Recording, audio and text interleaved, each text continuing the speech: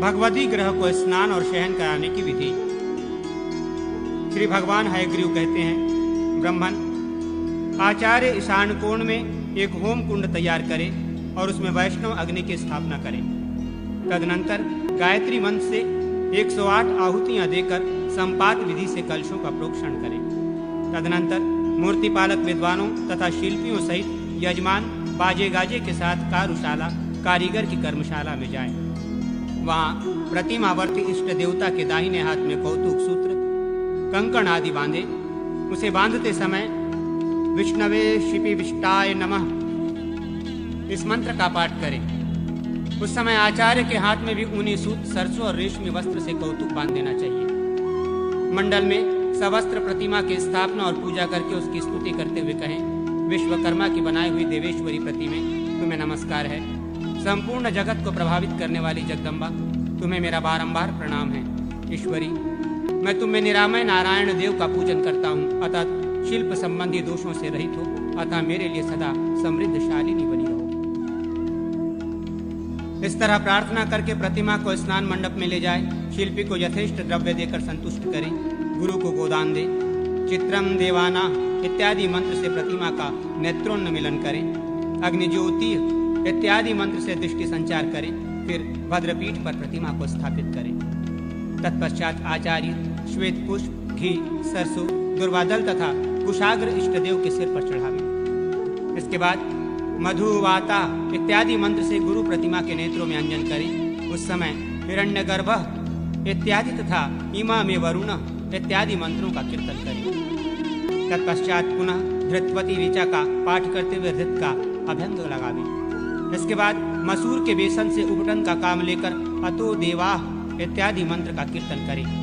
फिर सप्त से अग्नि इत्यादि मंत्र बोलकर गुरु गर्म जल से प्रतिमा का प्रक्षालन करें। तदनंतर दुप्रदादीव इत्यादि मंत्र से अनुलेपन और अपोहिष्टा इत्यादि से अभिषेक करें। अभिषेक के पश्चात नदी एवं तीर्थ के जल से स्नान कराकर पावमानी ऋचा का पाठ करते हुए रत्न स्पर्श से युक्त जल द्वारा स्नान करावें। समुद्रम गच्छ स्वाहा इत्यादि मंत्र पढ़कर तीर्थ की मृतिका और कलश के जल से स्नान करावें। शनो देवी इत्यादि द्वारा तथा गायत्री मंत्र से गर्म जल के द्वारा इष्टदेव की प्रतिमा को नहलावें। हिरण्यगर्भ इत्यादि मंत्र से 5 प्रकार की मृतिकाओं द्वारा परमेश्वर को स्नान करावें। इसके बाद इमं में गंगे यमुने इत्यादि मंत्र से बालू का मिश्रित जल के द्वारा तथा तद विष्णु इत्यादि मंत्र से बांबे की मिट्टी मिले हुए जल से पूर्ण घटक के द्वारा भगवान को स्नान करावें। या औषधि इत्यादि मंत्र से औषधि मिश्रित जल के द्वारा यज्ञा इत्यादि मंत्र से आंवले आदि कैसैले पदार्थों से मिश्रित जल के द्वारा पयम पृथिव्यायम इत्यादि मंत्र से पंचगव्यों द्वारा तथा या फलिनी इत्यादि मंत्र से फल मिश्रित जल के द्वारा भगवान को नहलावे। विक्षत चक्षु इत्यादि मंत्र से उत्तरवर्ती कलश द्वारा, सोमम राजानम इत्यादि मंत्र से पूर्ववर्ती कलश द्वारा, विष्णु रराटमसि इत्यादि मंत्र से दक्षिणवर्ती कलश द्वारा तथा हम सह शुचिपद इत्यादि मंत्र से पश्चिमवर्ती कलश द्वारा भगवान को उद्धर्तन स्नान करावे। मुद्धारम दिवो इत्यादि मंत्र से आंवले मिले हुए जल के द्वारा, मानस्तोक इत्यादि मंत्र से जटामान से मिश्रित जल के द्वारा, गंधम द्वाराम इत्यादि मंत्र से गंध मिश्रित जल के द्वारा तथा विदमापम इत्यादि मंत्र से 81 पदों वाले वास्तुमंडल में रखे गए कलशों द्वारा भगवान को नहलावे। इस प्रकार स्नान के पश्चात भगवान को संबोधित करके कहें, भगवान समस्त लोगों पर अनुग्रह करने वाले सर्वव्यापी वासुदेव, आइए आइए इस यज्ञ भाग को ग्रहण कीजिए, आपको नमस्कार है। इस प्रकार देवेश्वर का आह्वान करके उनके हाथ में बंधा हुआ मंगलसूत्र खोल दें। उसे खोलते समय मुयंचामि वह इस मंत्र का पाठ करें। इसी मंत्र से आचार्य का भी कौतुक सूत्र खोल दें। तदनंतर हिरण्यमयेन इत्यादि मंत्र से पाद्य और अतो देवा इत्यादि मंत्र से अर्ध दें। फिर मधुवाता इत्यादि से मंत्र से मधुपर्क देकर मयि ग्रहमी इत्यादि मंत्र से आचमन करें। तत्पश्चात विद्वान पुरुष अक्षन्नमि ददंत इत्यादि मंत्र पढ़कर भगवान के श्री अंगों पर दुर्वा एवं अक्षत बिखेरे। कांडात इत्यादि मंत्र से निर्मच्छन करें। गंधवती इत्यादि से गंध अर्पित करें। उन्नयामी इस मंत्र से फूलमाला और इदम विष्णु इत्यादि मंत्र से पवित्र अर्पित करें। बृहस्पति इत्यादि मंत्र से एक जोड़ा वस्त्र चढ़ावे। वेदाहमतेम इत्यादि से उत्तरी अर्पित करें। महाव्रतेन इस मंत्र से फूल और औषध इन सब को चढ़ावे। तदनंतर दुरास्य इस मंत्र से धूप दे। विभ्राट सूक्त से अंजन अर्पित करें। युजयंती इत्यादि मंत्र से तिलक लगावे तथा दीर्घत्वाय इस मंत्र से फूलमाला चढ़ावे। इंद्रम शत्रमपि इत्यादि मंत्र से शत्र, विराट मंत्र से दर्पण, विकर्ण मंत्र से चमर तथा रथंतर साम मंत्र से आभूषण निवेदित करें। वायु देवता संबंधी मंत्रों द्वारा व्यंजन मुन्यामी त्वा इस मंत्र से फूल तथा वेदादि युक्त पुरुष सूक्त के मंत्रों द्वारा श्री हरि की स्तुति करें। ये सारी वस्तुएं पिंडिका आदि पर तथा शिवादि देवताओं पर इसी प्रकार चढ़ावें। भगवान को उठाते समय सौपर्ण सूत्र का पाठ करें। प्रभु उठिए ऐसा कहकर भगवान को उठावे और मंडप में शैया पर ले जाए। उस समय शकुनी सूक्त का पाठ करें। ब्रह्मरथ एवं पालकी आदि के द्वारा भगवान को शैया पर ले जाना चाहिए। अतो देवा इस सूक्त से तथा श्रेष्ठते लक्ष्मीश्च से प्रतिमा एवं पिंडिका को शैया पर पधरावे। तदनंतर भगवान विष्णु के लिए निष्कलीकरण की क्रिया संपादित करें। सिंह, वृषभ, हाथी, व्यंजन, कलश, वैजंती, पताका, भेदी तथा दीपक ये 8 मंगल सूचक वस्तुएं हैं। इन सब वस्तुओं को अश्वसूतक का पाठ कराते हुए भगवान को दिखावे। श्रीपाद, त्रिपाद इत्यादि मंत्र से भगवान के चरण प्रांत में उखा, पात्र विशेष का ढक्कन, अंबिका कड़ाही, दर्विका करछूल, पात्र ओखली, मुसल, सील, झाड़ू, भोजन पात्र तथा घर के अन्य सामान रखें। उनके सिर की ओर वस्त्र और रत्न से युक्त एक कलश स्थापित करें जो खांड और खाद्य पदार्थ से भरा हुआ हो। उस घट की निद्रा संज्ञा होती है। इस प्रकार भगवान के शयन की विधि बताई गई। अधिवास विधि का वर्णन। श्री भगवान हयग्रीव कहते हैं, ब्रह्मन श्री हरि का सांधिकरण अधिवासन कहलाता है। साधक का ये चिंतन है कि मैं अथवा मेरा आत्मा सर्वज्ञ सर्वव्यापी पुरुषोत्तम रूप है। इस प्रकार भावना करके आत्मा की ओम इस नाम के द्वारा प्रतिपादित होने वाले परमात्मा के साथ एकता करें। तदनंतर चैतन्याभिमानिनी जीव शक्ति को पृथक करके आत्मा के साथ उसकी एकता करें। ऐसा करके स्वात्म रूप सर्वव्यापी परमेश्वर में उसे जोड़ दें। तत्पश्चात प्राणवायु द्वारा लम बीजात्मक पृथ्वी को अग्निबीज रम के चिंतन द्वारा प्रकट हुई अग्नि में जला दें। अर्थात ये भावना करें कि पृथ्वी का अग्नि में लय हो गया, फिर वायु में अग्नि को विलीन करें और आकाश में वायु का लय कर दें। अभिभूत, अभिदैव तथा आध्यात्म वैभव के साथ समस्त भूतों को तन्मात्राओं में विलीन करके विद्वान पुरुष आकाश में उन सब का क्रमशः संहार करें। इसके बाद आकाश का मन में, मन का अहंकार में, अहंकार का महतत्व में और महतत्व का अव्याकृत प्रकृति में लय करें। अव्याकृत प्रकृति अथवा माया को ज्ञान स्वरूप परमात्मा में विलीन करें। उन्हें परमात्मा को वासुदेव कहा गया है। इस शब्द स्वरूप भगवान वासुदेव ने सृष्टि की इच्छा से उस अव्याकृत माया का आश्रय ले स्पर्श संज्ञक संकर्षण को प्रकट किया। संकर्षण ने माया को शुद्ध करके तेजोरूप प्रद्युम्न की सृष्टि की। प्रद्युम्न ने रस स्वरूप अनिरुद्ध को और अनिरुद्ध ने गंध स्वरूप ब्रह्मा को जन्म दिया। ब्रह्मा ने सबसे पहले जल की सृष्टि की। उस जल में उन्होंने 5 भूतों से युक्त हिरण्यमय अंड को उत्पन्न किया। उस अंड में जीव शक्ति का संचार हुआ। ये वही जीव शक्ति है जिसका आत्मा में पहले उपसंहार बताया गया है। जीव के साथ प्राण का संयोग होने पर वो वृत्तिमान कहलाता है। व्याहृति संज्ञक जीव प्राणों में स्थित होकर आध्यात्मिक पुरुष कहा गया है। उससे प्राण युक्त बुद्धि उत्पन्न हुई जो 8 वृत्ति वाली बताई गई है। उस बुद्धि से अहंकार का और अहंकार से मन का प्रादुर्भाव हुआ। मन से संकल्पादि युक्त 5 विषय प्रकट हुए जिनके नाम इस प्रकार हैं: शब्द, स्पर्श, रूप, रस और गंध।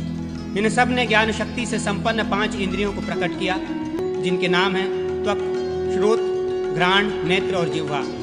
इन सबको ज्ञानेंद्रियां कहा गया है। 2 पैर, गुदा, 2 हाथ, वाक और उपस्थ ये 5 कर्मेंद्रियां हैं। इन पंचभूतों के नाम सुनो: आकाश, वायु, तेज, जल और पृथ्वी। ये 5 भूत हैं। इनके ही द्वारा सबका आधारभूत स्थूल शरीर उत्पन्न होता है। इन तत्वों के वाचक जो उत्तम बीज मंत्र हैं उनका न्यास के लिए यहाँ वर्णन किया जाता है। मम, ये बीज जीव स्वरूप अथवा जीव तत्व का वाचक है। वो संपूर्ण शरीर में व्यापक है। इस भावना के साथ उक्त बीज का संपूर्ण देह में व्यापक न्यास करना चाहिए। भम ये प्राण तत्व का प्रतीक है, ये जीव की उपाधि में स्थित है, अतः इसका वही न्यास करना चाहिए। विद्वान पुरुष बुद्धि तत्व के बोधक बकार अथवा बम बीज का हृदय में न्यास करें। पकार पम अहंकार का स्वरूप है, अतः उसका भी हृदय में ही न्यास करें। संकल्प के कारणभूत मनस्तत्व रूप पकार पम का भी वही न्यास करें। शब्द तन्मात्रा के बोधक नकार का मस्तक में और स्पर्श रूप धकार धम का मुख प्रदेश में न्यास करें। रूप तत्व के वाचक दकार दम का नेत्र प्रांत में और रस तन्मात्रा के बोधक थकार थम का बस्ती देश मूत्राशय में न्यास करें। गंध तन्मात्रा स्वरूप तकार तम का पिंडलियों में न्यास करें। णकार ण का दोनों कानों में न्यास करके ढकार का त्वचा में न्यास करें। डकार डम का दोनों नेत्रों में, ठकार ठम का रसना में, टकार टम का नासिका में और यंकार का वाग्नेन्द्रिय में न्यास करें। विद्वान पुरुष पाणी तत्व रूप झकार झम का दोनों हाथों में न्यास करके जकार जंग का दोनों पैरों में, छम का पायु में और चम का उपस्थ में न्यास करें।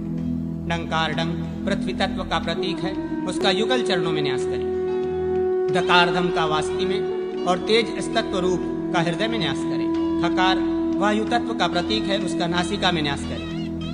ककार खम का आकाश तत्व रूप है, विद्वान पुरुष उसका सदा ही मस्तक में न्यास करें। हृदय कमल में सूर्य देवता संबंधी यम बीज का न्यास करके हृदय से निकली हुई जो 72,000 नाड़ियां हैं उनमें षोडश कलाओं से युक्त सकार सम का न्यास करें। उसके मध्य भाग में मंत्रज्ञ पुरुष बिंदु स्वरूप बहिर्मंडल का चिंतन करें। सूर्यश्रेष्ठ उसमें प्रणव सहित हकार हम का न्यास करें। ओम आम नमः परमेष्ठ्याम नमः। ओम आम नमः पुरुषत्वाम नमः। ओम वाम नमः नियत्या नमः। ओम नाम नमो विश्वाश्वात्मने। ओम नमो सर्वात्मने नमः। ये 5 शक्तियां बताई गई है। स्नान कर्म में प्रथमा शक्ति की योजना करनी चाहिए, आसन कर्म में द्वितीया, शयन में तृतीया, यान कर्म में चतुर्थी और अर्चना काल में पंचमी शक्ति का प्रयोग करना चाहिए। ये 5 उपनिषद हैं, इनके मध्य में मंत्र में श्री हरि का ध्यान करके शकार शम का न्यास करें। तदनंतर जिस मूर्ति की स्थापना की जाती है उसके मूल मंत्र का न्यास करना चाहिए। भगवान विष्णु की स्थापना में ओम नमो भगवते वासुदेवाय ये मूल मंत्र है। मस्तक, नासिका, ललाट, मुख, कंठ, हृदय, 2 भुजा, 2 पिंडली और 2 चरणों में क्रमशः उक्त मूल मंत्र के एक एक अक्षर का न्यास करना चाहिए। तत्पश्चात केशव का मस्तक में न्यास करें, नारायण का मुख में, माधव का ग्रीवा में और गोविंदा का दोनों भुजाओं में न्यास करके विष्णु का हृदय में न्यास करें। पृष्ठभाग में मधुसूदन का, जठर में वामन का और कटी में त्रिविक्रम का न्यास करके जंघा, पिंडली में श्रीधर का न्यास करें। दक्षिण भाग में ऋषिकेश का, गुल्फ में पद्मनाभ का और दोनों चरणों में दामोदर का न्यास करने के पश्चात हृदयादि षडंग न्यास करें। सत्पुरुषों में श्रेष्ठ ब्रह्मा जी ये आदि मूर्ति के लिए न्यास का साधारण क्रम बताया गया है, अथवा जिस देवता की स्थापना का आरंभ हो उसी के मूल मंत्र से मूर्ति के सजीवीकरण की क्रिया करनी चाहिए। जिस मूर्ति का जो नाम हो उसके आदि अक्षर का 12 स्वरों से भेदन करके अंगों की कल्पना करनी चाहिए। देवेश्वर हृदय आदि अंगों का तथा 12 अक्षर वाले मूल मंत्र का एवं तत्वों का जैसे देवता के विग्रह में न्यास करें वैसे ही अपने शरीर में भी करें। तत्पश्चात चक्राकार पद्म मंडल में भगवान विष्णु का गंध आदि से पूजन करें। पूर्ववत शरीर और वस्त्राभूषणों सहित भगवान के आसन का ध्यान करें। ऊपरी भाग में 12 औरों से युक्त सुदर्शन चक्र का चिंतन करें। वो चक्र 3 नाभि और 2 नेमियों से युक्त है, साथ ही 12 स्वरों से संपन्न है। इस प्रकार चक्र का चिंतन करने के पश्चात विद्वान पुरुष पृष्ठ देश में प्रकृति आदि का निवेश करें। फिर हरों के अग्रभाग में 12 सूर्यों का पूजन करें। तदनंतर वहां 16 कलाओं से युक्त सोम का ध्यान करें। चक्र की नाभि में 3 वसंत, वस्त्र या वास स्थान का चिंतन करें। तत्पश्चात श्रेष्ठ आचार्य पद्म के भीतर 12 दल पद्म का चिंतन करें। उस पद्म में पुरुष शक्ति का ध्यान करके उसकी पूजा करें। फिर प्रतिमा में श्रीहरि का न्यास करके गुरु वहां श्रीहरि तथा अन्य देवताओं का पूजन करें। गंध पुष्प आदि उपचारों से अंग और आवरणों सहित इष्ट देव का भली भांति पूजन करना चाहिए। 12 मंत्र के एक एक अक्षर को बीज रूप में परिवर्तित करके उनके द्वारा केशव आदि भगवत विग्रहों की क्रमशः पूजा करें। 12 हरों से युक्त मंडल में लोकपाल आदि की भी क्रम से अर्चना करें। तदनंतर द्विज गंध पुष्प आदि उपचारों द्वारा पुरुष सूक्त से प्रतिमा की पूजा करें और श्री सूक्त से पिंडिका की। इसके बाद जनन आदि के क्रम से वैष्णव अग्नि को प्रकट करें। तदनंतर विष्णु देवता संबंधी मंत्रों द्वारा अग्नि में आहुति देकर विद्वान पुरुष शांति जल तैयार करें और उसे प्रतिमा के मस्तक पर छिड़क कर अग्नि का प्राणायाम करें। विद्वान पुरुष को चाहिए कि अग्निम दूतम इत्यादि मंत्र से दक्षिण कुंड में अग्नि प्राणायाम करे, पूर्व कुंड में अग्निमग्निनम इत्यादि मंत्र से और उत्तर कुंड में अग्निमग्निम हविवमहि इत्यादि मंत्र से अग्नि का प्राणायाम करे। अग्नि प्राणायाम काल में त्वमग्गे धूमिभ्यः इत्यादि मंत्र का पाठ किया जाता है। प्रत्येक कुंड में प्रणव के उच्चारण पूर्वक पलाश की 1008 समिधाओं का तथा जौ आदि के भी होम करें। व्याहति मंत्र से धृत मिश्रित तिलों का और मूल मंत्र से घी का हवन करें। तत्पश्चात मधुत्रय घी शहद और चीनी से शांति होम करें। द्वादशाक्षर मंत्र से दोनों पैर, नाभि, हृदय और मस्तक का स्पर्श करें। घी, दही और दूध की आहुति देकर मस्तक का स्पर्श करें। तत्पश्चात मस्तक, नाभि और चरणों का स्पर्श करके क्रमशः गंगा, यमुना, गोदावरी और सरस्वती इन 4 नदियों की स्थापना करें। विष्णु गायत्री से अग्नि को प्रज्वलित करें और गायत्री मंत्र से उस अग्नि में चरु पकावें। गायत्री से ही होम और बलि दें। तदनंतर ब्राह्मणों को भोजन करावें। मासाधिपति 12 आदित्यों की तुष्टि के लिए आचार्य को सुवर्ण और गौ की दक्षिणा दें। दिक्पालों को बलि देकर रात में जागरण करें। उस समय वेद पाठ और गीत कीर्तन आदि करता रहे। इस प्रकार अधिवासन कर्म का संपादन करने पर मनुष्य संपूर्ण फलों